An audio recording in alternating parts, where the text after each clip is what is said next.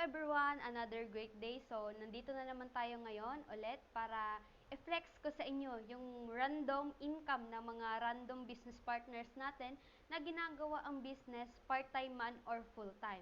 Alright, so congratulations first kay Coach Feby Vertudaso as an OFW sa Hong Kong for your part-time income accumulated na 55,860. Yan, so congratulations Coach. We are so proud of you.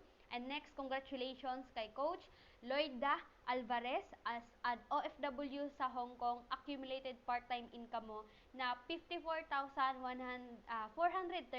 Yan. And next, congratulations kay Coach Mencio Baldos. Ginagawa ang business full-time. Yan. Former factory worker na kumita sa loob ng 1 month na worth 83,800. Yan, so isipin mo factory worker in 1 month ginagawa ang business, kumita ng 83,000 plus. Yan, so congratulations Coach.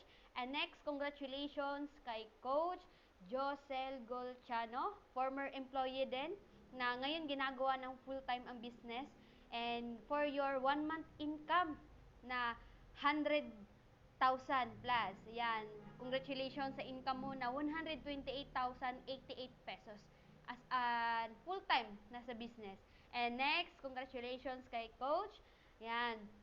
Arlene Lucas as an OFW sa Singapore for your part-time income na accumulated 90,550. Yan, so congratulations Coach. Yan, so napakarami talagang kumikita, empleyado man, OFW man, or even estudyante. Yan, so next na i-flex natin is mga former students naman. Yan, so congratulations.